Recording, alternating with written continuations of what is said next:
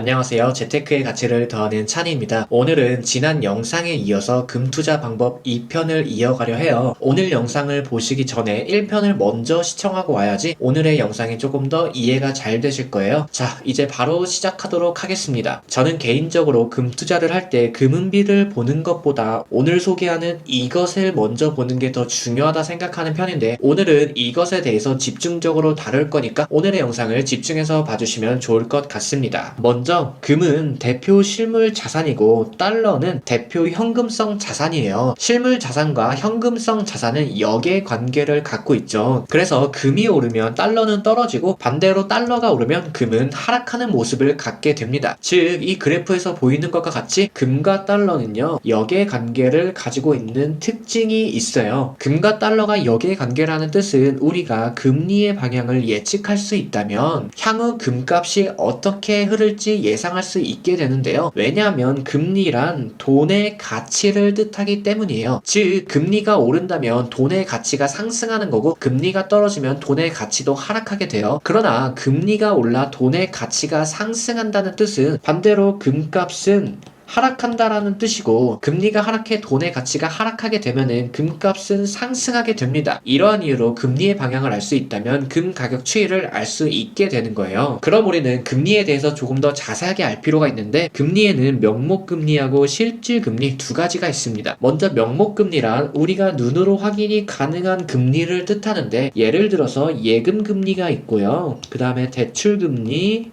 채권금리, 코픽스 금리, CD 금리 같은 우리가 눈으로 확인할 수 있는 모든 금리를 명목금리라고 부릅니다. 반대로 실질금리란 우리가 눈으로 확인이 불가한 금리를 뜻해요. 그래서 실질금리는 명목금리에서 인플레이션을 제외한 금리를 뜻합니다. 예를 들어서 1년 만기 연 10% 이자를 주는 예금 상품에 100만원을 넣었다라고 가정을 하면은 우리가 만기 때 받는 원리금은 110만원이 될 겁니다. 이거는 우리가 눈으로 확인할 수 있는 금리예요. 그러나 동기간 인플레이션이 7% 오르게 되면요, 우리가 받은 110만원의 돈의 가치는 103만원의 가치로 하락하게 됩니다. 그런데 우리 눈에는 110만원만 확인할 수 있고 이 돈의 가치가 103만원으로 하락한 거는 눈으로 확인할 수가 없잖아요. 그래서 인플레이션을 제외한 실질적인 돈의 가치를 실질금리다 이렇게 부릅니다. 돈의 가치를 금리라고 부르긴 하지만 만약 금리보다 물가 상승률이 더 높다면 이건 돈의 가치가 상승했다고 볼 수 없는 거예요. 그래서 우리는 돈의 가치를 볼 때 반드시 실질금리를 봐야 돼요. 자, 다시 돌아와 금과 달러는 역의 관계이다, 이거를 다시 생각하면서 보도록 하겠습니다. 앞서 실질금리를 잘 이해했다면 달러의 가치는요, 이 실질금리로 인해서 움직이게 될 거예요. 그리고 달러와 금은 역의 관계를 가지고 있기 때문에 실질금리가 올라서 달러의 가치가 상승하게 되면은 반대로 금의 가치는 하락하게 되는 겁니다. 그럼 실질금리가 하락해 달러의 가치가 하락하게 되면은 금값은 상승하겠죠. 그렇기 때문에 우리는 실질금리의 방향을 알 수 있다면 금값의 방향을 예측할 수 있게 되는 거예요. 실질금리를 구하는 공식은 명목금리에서 인플레이션을 제외한 값입니다. 문제는 이 명목금리에는 어떤 금리를 넣어야 되고 인플레이션은 우리가 어떻게 알 수 있을까? 이게 문제인데, 상황에 따라서 공식에 대입하는 금리와 인플레이션은 달라질 수 있겠지만 보통은 명목금리에는 10년물 국채금리를 넣고 인플레이션은 기대 인플레이션을 넣습니다. 그래서 현재 확인되는 미국의 10년물 국채금리는 3.73%를 보이고 있고 미국의 기대 인플레이션 같은 경우에는 2.26%를 보이고 있습니다. 그러면 이거를 공식에다 대입하면은 현재 실질금리는 플러스 1.53%가 되는 거예요. 다시 말해서 현재는 금보다 달러가 비싼 상태다 이렇게 볼 수 있습니다. 그럼 반대로 말하면은 금이 달러보다는 저평가되어 있다 이렇게 볼 수도 있겠죠. 그러면은 지금 금을 사야 되나요? 이렇게 물어보실 수 있는데, 지난번 금투자 1편을 보시는 분은 아시겠지만 현재는 금은비로 볼 때 금값은 저평가다 이렇게 말씀드렸어요. 그리고 최근 100년 동안의 금은비 평균은 50이에요. 현재는 80을 넘긴 상태이기 때문에 현재의 금값은 100년 역사상 매우 저평가 상태다 이렇게 말씀드리기도 했습니다. 그러면서 제가 향후 금값은 금리는 더 떨어질 수 있다 이렇게도 말씀드렸는데 그게 바로 실질금리가 당분간 더 오를 거라 보기 때문이에요. 금은비로는 금과 은의 가치가 저평가인지 고평가인지 판단할 수 있고 실질금리로는 향후 금값의 추세를 알 수 있습니다. 자, 제가 금값이 더 떨어질 거라 생각하는 이유에는 앞으로 금리는 더 오를 것이고 물가는 더 하락할 거다 이렇게 보고 있기 때문이에요. 먼저 금리부터 보면은 최근 파월 의장은 최종금리를 5%라고 말을 했습니다. 그리고 다른 연준 인사들도 최종금리를 5에서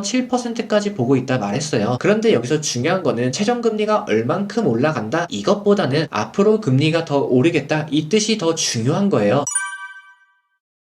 현재 미국의 기준금리는 4%이고 앞으로 최소 100bp 이상은 상승할 수 있을 거라 예상이 됩니다. 좀 더 정확하게 확인하기 위해서는 12월에 있는 FOMC와 점도표를 봐야지 조금 더 확실한 방향을 알 수 있겠지만 지금까지 발표된 자료나 각 연준 인사들의 발언을 들어보면 금리는 최소 1%포인트 이상 더 오를 수 있을 것 같아요. 그리고 물가를 보면은 물가는 제가 더 하락할 거라고 말씀드렸는데 최근에 발표된 미국의 소비자 물가 지수는 7.7%로 이전치나 예측치보다 더 많이 하락한 상태이고 근원 소비자 물가 지수 또한 6.3%로 크게 하락한 상태입니다. 그리고 미국의 생산자 물가 지수도 최근 하락한 상태로 발표가 됐는데 개인적으로 미국의 생산자 물가 지수보다 좀 더 중요하게 보는 게 중국의 생산자 물가 지수예요. 최근 중국의 생산자 물가 지수는 마이너스 1.3%로 매우 크게 하락한 상태입니다. 중국은 세계 공장이고 미국은 세계 최대의 소비 국가예요. 그리고 생산자 물가 지수란 쉽게 말해서 공장에서 갓 나온 가격, 그러니까 도매 가격이라고 보시면 돼요.